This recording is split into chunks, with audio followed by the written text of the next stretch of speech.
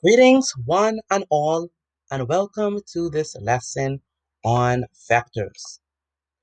Let's consider this particular question and notice that in this question, they say the following.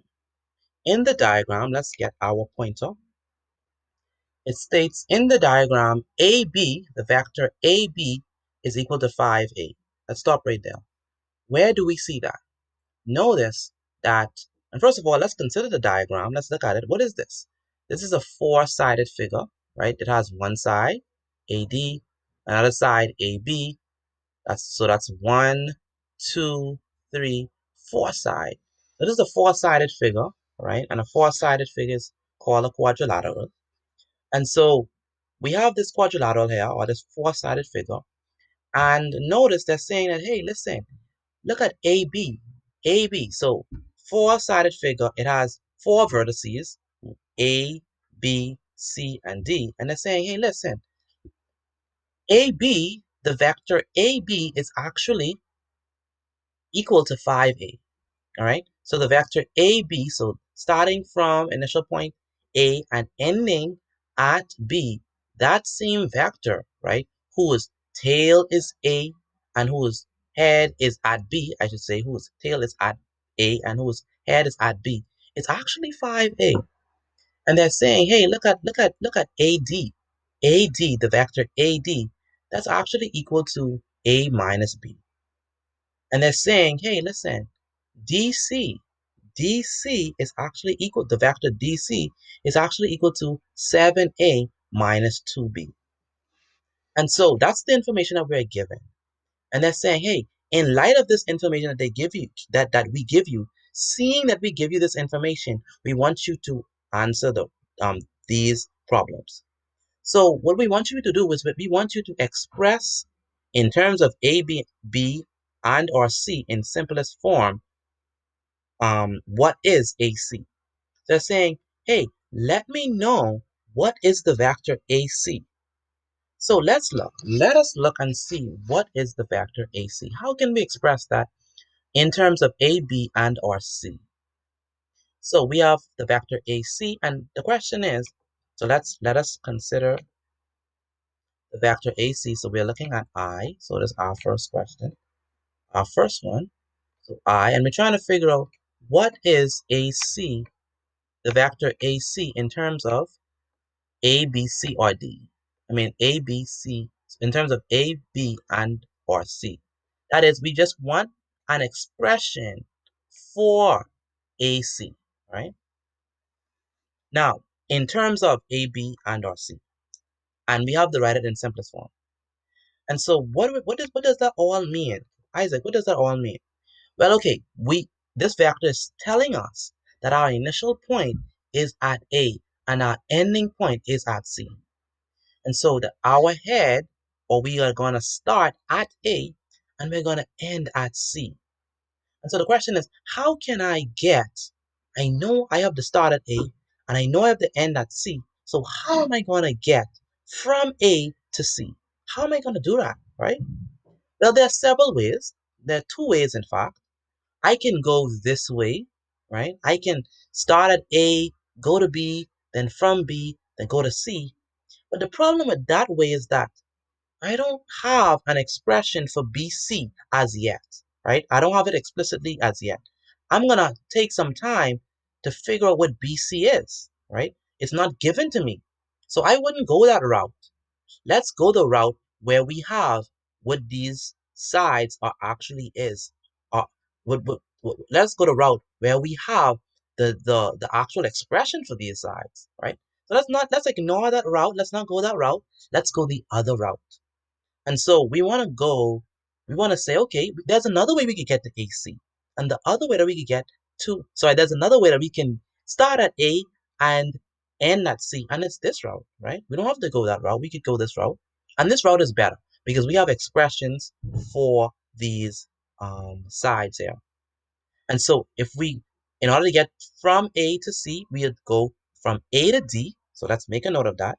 So we're going to move from A to D, from A to D.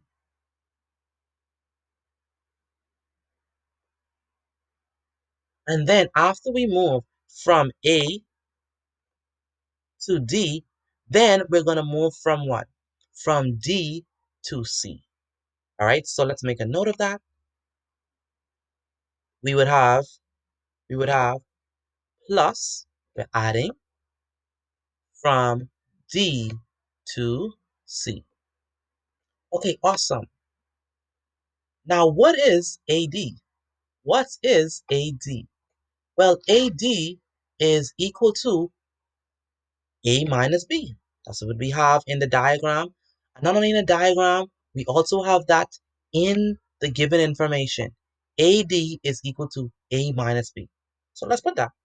So AD is equal to A minus B.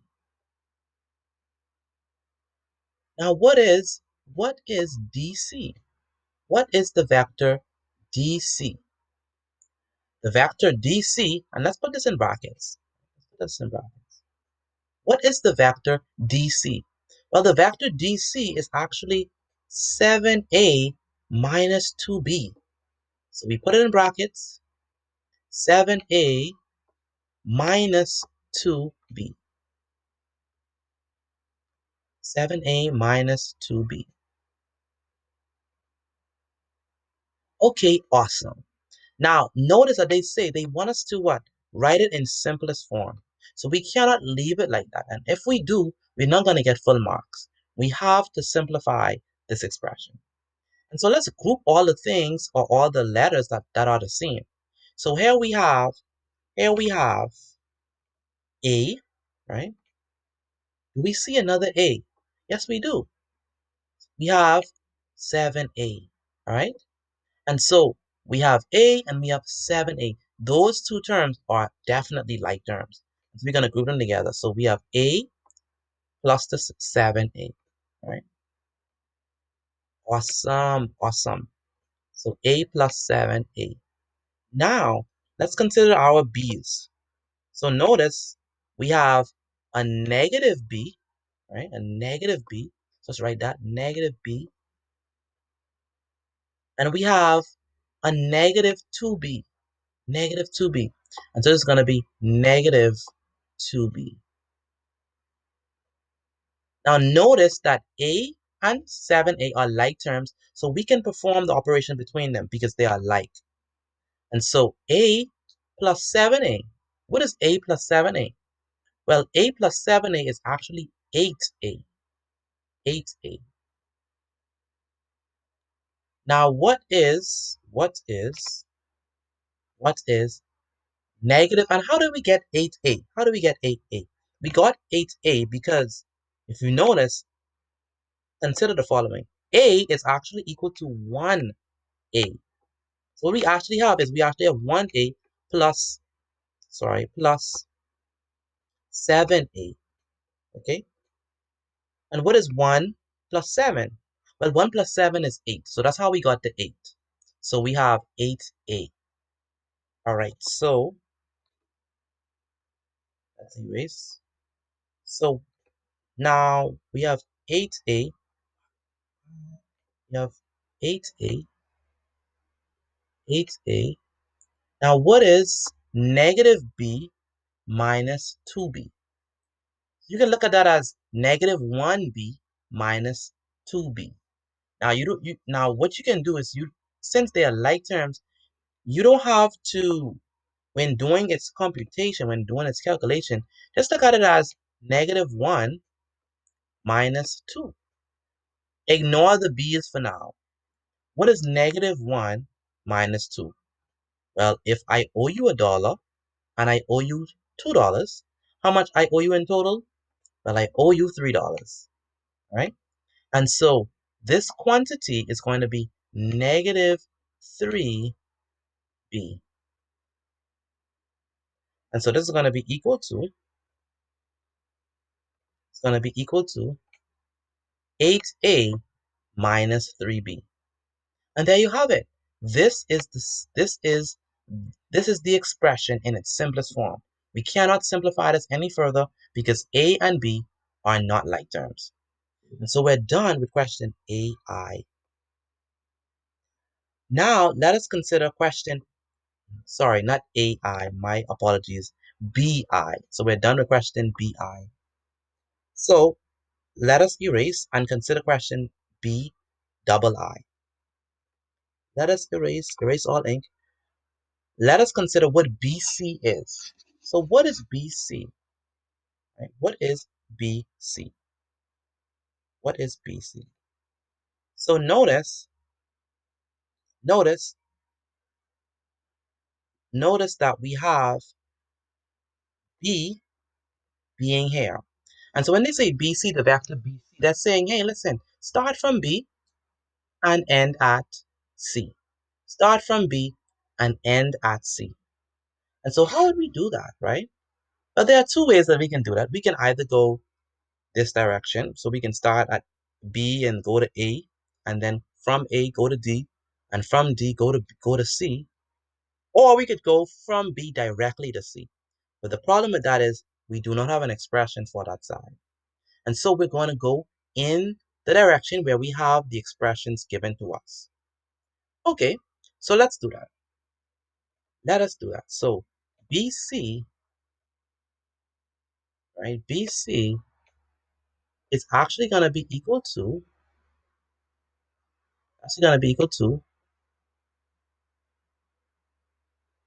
BA, right, BA, but yes, BA, right, BA plus what?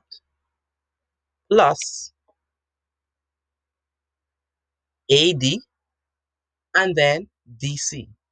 But instead of saying AD then DC, let's say automatically, let's say one time AC.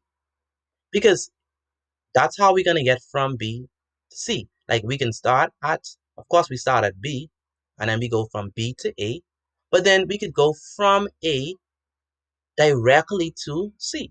So we don't have to write A to D, D to C, although we can write that. We don't have to. We can go directly from A to C. So it wouldn't be wrong just to write here A to C, right? Because you will get there the same way. So A to C. All right. So now, what is BA? What is BA? We know that that AB is 5A. And AB is the vector that's heading in this direction. That's AB. The vector is heading in this direction. Now, BA is almost the same vector, but the only thing is that AB and BA is heading in this direction. Right? It's heading in this direction. That's BA. It's heading in that direction. So let me make that clearer. So BA is, let's use a different color. BA is heading in this direction. Right? Heading in this direction. And so it's going the opposite way. And since it's going the opposite way, it's not gonna be equal to 5A because it's going in the opposite direction. It's gonna be equal to what? It's gonna be equal to negative 5A because we're going in the opposite direction. So it's gonna be negative 5A. All right, awesome. Now we're gonna add it to AC. We're gonna add it to AC. Now remember, I don't know if you remember, but but if you were taking down the notes, and you can clearly, if you were taking down the notes, well, let me put it like this. We evaluated what AC was already. Remember question AI? We evaluated what AC was. And we saw that AC was simply 8A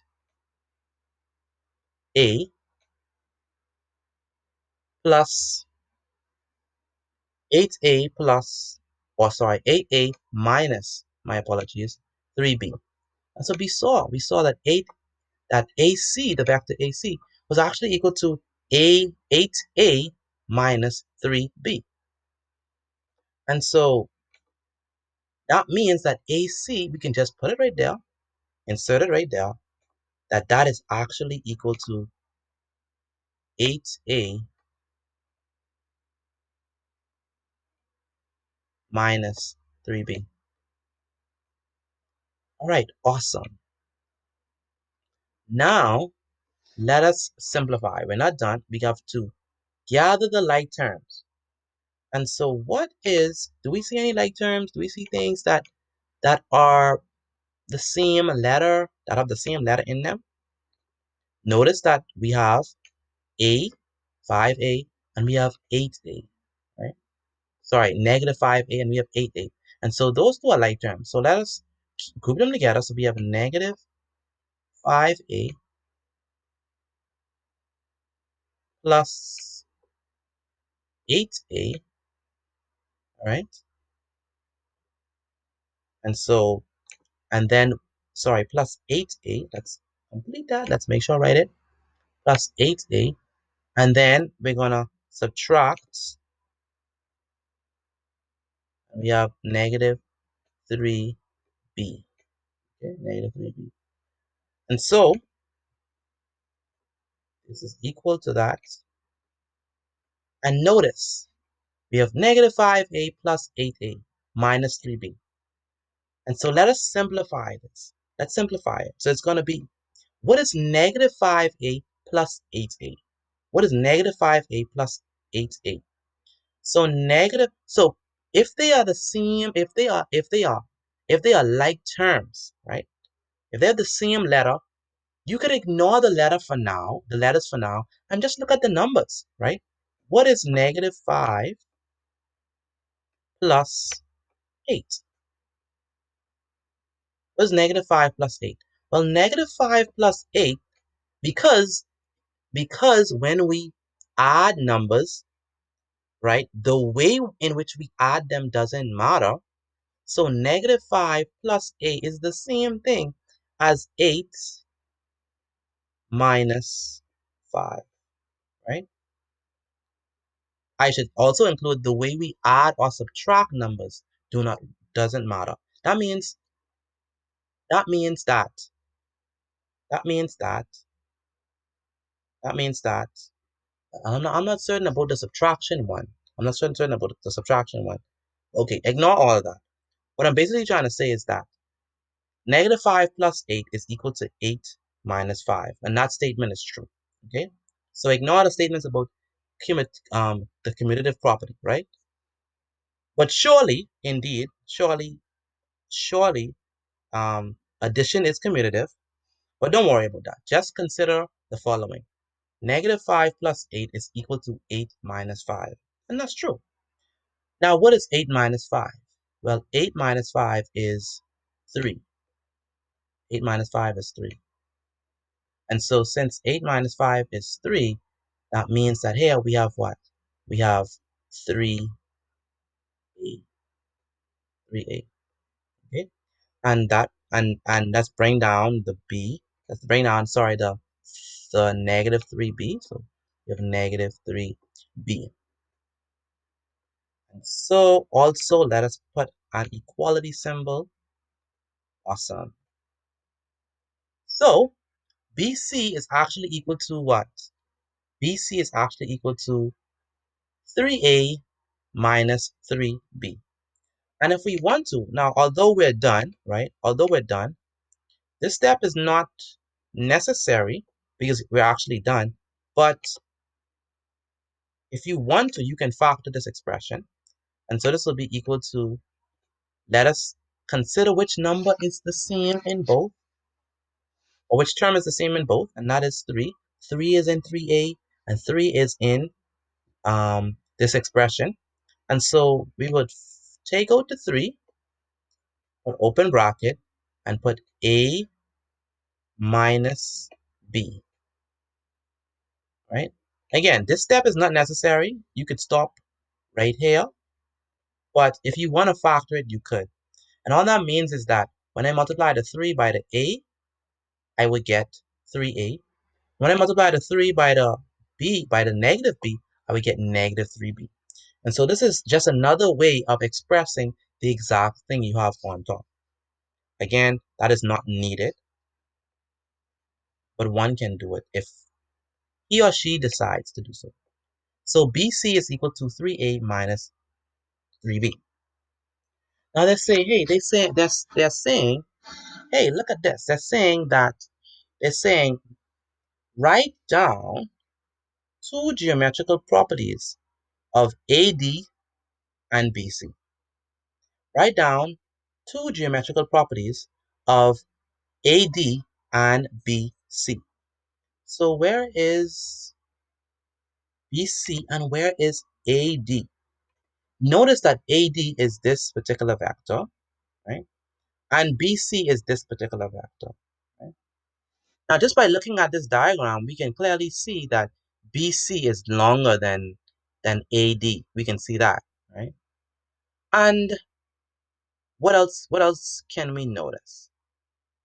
Well, note that if we continue in this factoring thing that we did, right? If we continue in this factoring thing that we did, and I think here for C, it would do well to factor it, right? What I mean is the following. I mean, if we factor this out like how we did, right? We factor it out like this, like how we did, we would have that BC is equal to 3 times A minus B. And so that means that BC again, BC is equal to 3 open bracket A minus B, right? That's what BC is, right? And so let me erase all this and just write that statement. Okay. So let's erase all of this. And let's consider that statement, right? Let's consider that statement. BC is equal to 3. BC is equal to 3 multiplied by A minus B. And so even though factoring it for BII was not necessary, when you reach the C, it's actually going to be very helpful if you had already factored it in, if you had already factored that expression in BII. Because by factoring it, you get a very insightful notion. You get something very insightful. And what I mean is that when we factor it, we have 3 times A minus B. Now, what is A minus B, right? We know that BC is 3 times A minus B, but what is A minus B? Wait, isn't A minus B simply AD? And that's what they say. AD equals A minus B. So instead of writing A minus B, I can just write AD. I can just write AD. And so that means that the vector BC is equal to 3 times AD. Now, this is something that is very powerful, or I should say, this is something that gives us a lot of it. That well, not a lot of information, but it gives us a very noteworthy information. What I mean, once you can write one vector, right, BC, in terms of another vector with some number multiplied by it, let me say it again. If you can write one vector in terms of another vector with a number multiplied by it, then those two vectors are parallel. And so when they say state two geometrical properties of AD and BC, because we were able to write BC as 3 times AD, then we know that these two vectors are parallel. Although they don't really look parallel in the diagram, to be honest. But remember, this is not drawn to scale, but we can see based on our algebra that these two vectors AD and BC are parallel. Why? Because BC equals 3 times AD. We have one vector written in terms of another vector multiplied by some number. Okay, again, let me say it again. If you have one vector, right, let's call this vector vector v. So if you have one vector multiply, let me not use vector b, I mean v, because that might look confusing. So if you have one vector, let's say, what we're going to call this vector, let's say we have the vector a. If you have one vector, right, and you're able to take this vector and write it in terms of another vector, say the other vector is b, right, and you're able to find some number, we're going to call this number alpha, right? If you can do this, if you can write one vector in terms of another vector multiplied by some number, then we say that these two vectors are parallel, okay? And so let us write down our geometrical properties. So what geometrical properties do we have? Okay, let's look at this. Notice the following. Okay, let's enlarge it. And so we have the following. Since BC is equal to 3 times AD, right? This means that the vectors BC and AD have the following geometrical properties. So which geometrical properties do they have? Well, since since BC is equal to 3 times AD, one geometrical property that they have is that what? Is that the vectors BC and AD are what? They are parallel. Okay, that's one. That's one property that you can write. They only ask for two. We have four here, but they only ask for two. So any two of these can work. So the vectors, although I would prefer you to write, I would prefer you to write number 1 and number 4. Those two is what I would prefer to write. Okay? I would prefer to write those two. So if I had two to choose, only two to choose, I would write the first one and the fourth one. Although all 4 points are true. The vectors BC and AD are parallel, right? So since BC is equal to 3 times AD, that means that the vectors BC and AD are parallel. What else does it mean? It also means that the vectors BC and AD are scalar multiples of each other. How do I know that? If they're parallel, they're gonna be scalar multiples of each other. That means that, that means that, that means that you can take one vector and that can be expressed in terms of the other vector multiplied by some number, any number. In this case, it was 3. Okay, so let us look at, let's go back here. And so the vectors BC and AD are parallel. The vectors BC and AD are scalar multiples of each other. And the vectors BC and AD have the same direction. How do we know that they have the same direction? We know that they have the same direction because let's look at the diagram. Let's look at the diagram. Notice that AD is starting from here and going. Let me make that much more clear than that. And so let's use a pointer. Notice that the vector AD is going from A to D and is going in a downward direction. Right? It's going in a downward direction. So let me make that clear. It's going in a downward direction. So AD is going in a downward direction, on a downward direction, on a downward direction. And let us look at BC. BC, we start from B and we end at C, and it's also going in a what?